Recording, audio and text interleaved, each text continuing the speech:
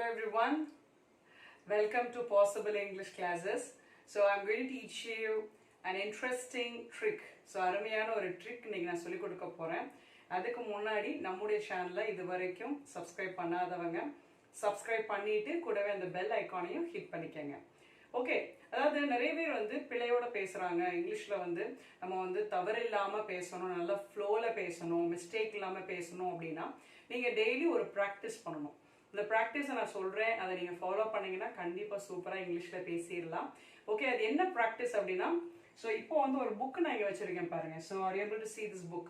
இந்த புக்ல வந்து I have given 1000 words, 1000 வார்த்தைகள் அதிலே உள்ளது. இந்த புக் வேணும்ன்றவங்க நீங்க கண்டிப்பா என்கிட்ட வாங்கிக்கலாம், நான் உங்களுக்கு கொடுக்குறேன். ஸோ என்னுடைய வாட்ஸ்அப் நம்பர் இதில் அட்டாச் பண்றேன். உங்களுக்கு வேணும் அப்படின்னா நீங்க ஃப்ரீயாவே என்கிட்ட வாங்கிக்கலாம். நான் உங்களுக்கு ஒரு PDF ஃபைலில் உங்களுக்கு அதை அனுப்பிச்சு வைக்கிறேன். ஓகே, இப்போ இந்த புக்ல வந்து 1000 verbs இருக்கு. இந்த 1000 verbs வச்சு நம்ம என்னென்ன ப்ராக்டிஸ் கொடுத்தா சீக்கிரமா இங்கிலீஷ்ல பேசிடலாம், மிஸ்டேக் இல்லாம நம்ம ஃப்ளோவை வந்து இன்க்ரீஸ் பண்றதுக்கு ஒரு சிறந்த ஒரு சூட்சமம் அப்படின்னு கூட சொல்லலாம் தமிழ்ல. சரி, இப்ப பாருங்க, நான் என்னன்னா இந்த 1000 verbsல இருந்து நான் ஒரே ஒரு வேர்டு எடுத்திருக்கேன். அதாவது ஒரு ஆக்ஷன் verb. இதுல உங்களுக்கு வந்து பாத்தீங்கன்னா நீங்க PDF ஃபைல் நீங்க வாங்கின பிறகு இதை பார்க்கலாம். நீங்க எப்படின்னா ஃபர்ஸ்ட் காலம் வந்து பேஸ் ஃபார்ம் சொல்லுவாங்க, செகண்ட் காலம் வந்து பாஸ்ட் ஃபார்ம் சொல்லுவாங்க, அப்புறம் வந்து தேர்ட் காலம் வந்து பாஸ்ட் பார்ட்டிசிபிள் verb 3 அப்படின்னு சொல்லுவாங்க. அடுத்து வந்து உங்களுக்கு அந்த ஃபர்ஸ்ட் பேஸ் ஃபார்ம் உடைய அந்த தேர்ட் பர்சன் சிங்குலருக்குரிய ரூல், அதாவது SES IES சேர்க்கிற மாதிரி இருக்கும். அப்புறம் ஜெரண்ட் ING நீங்க யூஸ் பண்ணி சேர்க்கிற மாதிரி இருக்கும். சரி, இப்போ இதெல்லாம் நம்ம வந்து இதெல்லாம் ஆக்ஷன் வேர்ப்ஸ். இந்த வேர்ப்ல இருந்து நான் ஒரு வேர்ப் நான் எடுக்கிறேன். எந்த வேர்ப் எனக்கு பிடிச்சிருக்கு அப்படின்ற ஃபர்ஸ்ட் பேஜில் நம்ம பார்த்து, இப்போ எனக்கு வந்து இதில் நிறைய வேர்ட்ஸ் இருக்கு. இப்போ ஆக்ட் இருக்கு, அட்ரஸ் இருக்கு, அட்ஜஸ்ட் இருக்கு, அட்மியர் இருக்கு, அட்வைஸ் இருக்கு, அஃபர்ட், அக்ரி, இந்த மாதிரி நிறைய வார்த்தைகள் இருக்கு. ஸோ இந்த வேர்ட்ஸ்ல இருந்து நான் வந்து சூஸ் பண்ணக்கூடிய வேர்டு வந்து அக்செப்ட். அக்செப்ட் அப்படின்றது என்ன? ஏற்றுக்கொள். இப்போ ஒரு கிஃப்ட் கொடுக்குறாங்கன்னா அதை நம்ம என்ன செய்யறோம்? ஏற்றுக்கொள்றோம். ஸோ அதே மாதிரி தான் I never accept gifts from strangers. நம்மளுக்கு முன்ன பின்ன தெரியாதவங்க, குழந்தைங்களாலும் சரி பெரியவங்களாலும் சரி, நம்ம என்ன செய்யக்கூடாது? கிஃப்ட்ஸ் வாங்கக்கூடாது. சம்டைம்ஸ் நீங்கள் ஃபேமஸாக இருக்கீங்க அப்படின்னா நீங்கள் பொக்கே கூட வாங்க மாட்டீங்க, பயப்படுவீங்க. ஏன்னா அதில் எதுவும் வேற ஏதாவது வச்சிருப்பாங்களோன்னு பயம். ஸோ அதனால இங்கே வந்து நான் என்ன சென்டென்ஸ் உருவாக்குறேன் அப்படின்றது தான் நம்மளுடைய மைண்ட் செட். ஸோ நம்ம மைண்டை வந்து எதுக்கு ப்ராக்டிஸ் பண்ணணும் அப்படின்னா, நீங்கள் சென்டென்ஸ் உருவாக்கக்கூடிய தன்மை உடையவராக இருக்கணும். அதுக்கு தேவையானது சப்ஜெக்ட், வேர்ப். I accept. இதில் நீங்கள் கீவேர்ட்ஸ் ஏதாவது நீங்கள் ஆட் பண்ணிக்கலாம். அது வந்து டிபெண்ட்ஸ் அப்பான் த டென்ஸ். டென்ஸுக்கு ஏற்ற மாதிரி நீங்கள் கீவேர்ட்ஸ் போட்டுக்கலாம். எஸ்டர்டே, டுமாரோ, அந்த மாதிரி நீங்கள் ஒவ்வொரு டென்ஸ்க்கு ஏற்ற மாதிரி நீங்கள் என்ன பண்ணிக்கலாம்? கீவேர்ட்ஸ் மாற்றிக்கலாம். இப்போ நான் என்ன போட்டிருக்கேன்? நெவர் அப்படின்றது நம்ம ப்ரெசன்ட் டென்ஸோட கீவேர்டு. இது சிம்பிள் ப்ரெசன்ட் டென்ஸ்க்கு நம்ம யூஸ் பண்றது, எப்பயுமே அப்படின்னு அர்த்தம். எப்பயுமே இல்லை அப்படின்ற ஒரு நெகட்டிவ் கான்செப்டை கொடுக்குது. I never accept. So never போடுற இடத்துல நம்ம என்ன செய்யக்கூடாது? டு நாட் அப்படின்றத போடக்கூடாது.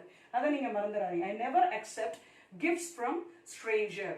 ஸோ இந்த இதை நானா உருவாக்கணும் இந்த சென்டென்ஸ். நீங்களும் இது மாதிரி டெய்லி ஒரு சென்டென்ஸ் உருவாக்கணும். சரி, இது ப்ரெசன்ட் டென்ஸ்ல நான் கொடுத்துருக்கேன். எப்பயுமே அப்படின்னா எப்பொழுதுமே. ஸோ இது வந்து ரொட்டீன் ஒர்க்ல வருது, ரெகுலர் ஆக்டிவிட்டீஸ்ல வருது. என்னுடைய மைண்ட் செட் எப்படின்னா, ஸ்ட்ரேஞ்சர்ஸ் யார் இருந்தாலும் அவங்கள்ட்ட நான் என்ன பண்ண மாட்டேன்? I never get a gift அப்படின்றது. So I never accept gifts from strangers. இப்போ இந்த அக்செப்ட் அப்படின்ற வார்த்தையை நான் என்ன செய்யறேன்? யூஸ் பண்றேன். சரி, அக்செப்ட் பதிலா என்ன யூஸ் பண்ணலாம்? அக்செப்ட் பதிலா என்ன யூஸ் பண்ணலாம் அப்படின்னா, I never receive, பெற்றுக்கொள்ள. ஸோ இந்த மாதிரி நிறைய வார்த்தைகளை வந்து நீங்க வந்து என்ன செய்யணும்? மாத்தி மாத்தி சேஞ்ச் பண்ணி ப்ராக்டிஸ் பண்ணணும். ஓகே, அடுத்து பாருங்க, இதவே நான் பாஸ்ட் டென்ஸா மாத்திட்டேன். அதாவது செகண்ட் காலத்துல உள்ளது. Accept, accepted. சரி, we accepted his invitation. ஒருவேளை யாரோ ஒரு நபரோட நம்ம கோவமா இருக்கிறோம், ஒரு நெய்பர்ஸா இருப்பாங்க, அவங்ககிட்ட ஏதாவது ஒரு பிரச்சனை வந்திருக்கும். So we might have fought, ஏதாவது சண்டை போட்டிருக்கலாம். அப்ப அவங்க வந்து ஏதோ இன்விடேஷன் கொடுக்குறாங்கன்னா அதை நீங்க வாங்காம இருக்க முடியுமா? அது எவ்வளவு சங்கடமா இருக்கும் இல்லையா? So we accepted his invitation. So அப்பனா அவருடைய இன்விடேஷன் நம்ம அக்செப்ட் பண்ணிட்டோம், பழசெல்லாம் மறந்து நம்ம ஏத்துக்கிட்டோம் அப்படின்ற அர்த்தம். ஸோ ஏற்றுக்கொள்ளுதல். ஸோ இந்த மாதிரி நிறைய விஷயங்கள் நீங்க யோசிங்க. இது பாஸ்ட் டென்ஸ் நம்ம யூஸ் பண்ணி verb 2. ஸோ அக்செப்ட் நம்ம அக்செப்டடா மாத்தி அதை இறந்த காலத்திலையும் நம்ம சென்டென்ஸ் மேக் பண்ண கத்துக்கணும். அடுத்து பாருங்க, his opinion was not accepted by someone. யாரோ ஒரு நபர், ஒருவேளை இந்த நீயா நானா ப்ரோக்ராம்லயோ ஏதோ ஒரு ஒப்பீனியன் நீங்க ஷேர் பண்றீங்க. ஸோ அந்த ஒப்பீனியன் ஷேர் பண்ண ஒப்பீனியனை எத்தனை பேர் அக்செப்ட் பண்ணுவாங்க? ஒரு 2 பேர் 3 பேர் அல்லது ஒரு நபர் சொல்ல முடியாது. ஸோ அதை வந்து இங்கே நம்ம என்ன பண்ணியிருக்கோம்னா வாஸ் நாட் போட்டு இங்கே என்ன பண்ணியிருக்கோம், நம்ம verb 2 போடலை. நல்லா நோட் பண்ணுங்க, verb 3 யூஸ் பண்ணியிருக்கோம். இது என்னது, பாசிட்டிவ் வாய்ஸ். ஸோ இங்கே யாரோ ஒரு நபர் மறைந்திருக்கிறாங்க. So by someone, his opinion was not accepted by someone or by the crowd. ஏதோ ஒரு பெரிய கூட்டத்தை கூட நம்ம என்ன செய்யலாம், அந்த இடத்துல கொண்டு வரலாம். ஸோ இது வந்து நம்ம என்ன யூஸ் பண்ணுவோம்னா, எங்கே யூஸ் பண்ணுவோம் அப்படின்னா active voice, passive voice. So passive வாய்ஸ்ல நம்ம இந்த மாதிரி பேட்டர்ன் யூஸ் பண்ணி ப்ராக்டிஸ் கொடுக்கணும். ஸோ இந்த மாதிரி நிறைய விதத்தில் ஓரலாக நீங்கள் ட்ரில் கொடுக்கணும். Everyday how to open your mouth and speak loudly. எப்பயுமே ஒரு வார்த்தையோ ஒரு வாக்கியத்தையோ நீங்கள் சத்தமாக சொல்லி பழகணும். காலையில் ஏர்லி மார்னிங் ஸ்டாண்டப் என்ன செய்ய, எந்திரிச்சு நின்று இந்த மாதிரி நின்று you have to practice.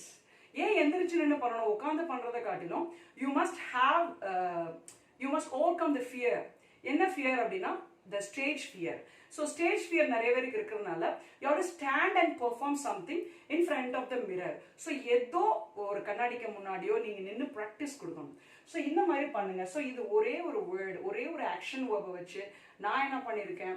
So simple present, simple past, அப்புறம் வந்து passive voice, active to passive வாய்ஸ்க்கு இந்த மாதிரி நம்ம ப்ராக்டிஸ் கொடுக்கும்போது we can improve our English.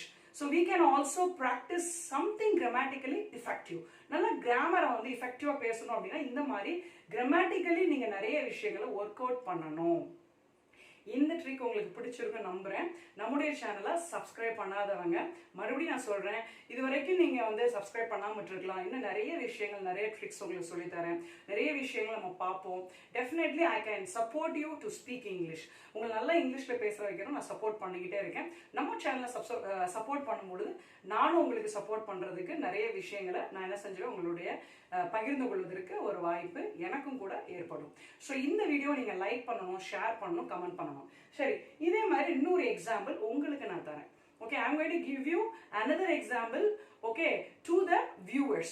ஏன்னா இப்போ நீங்க practice பண்ணும்போது automatically you will follow the instruction, you will start learning English.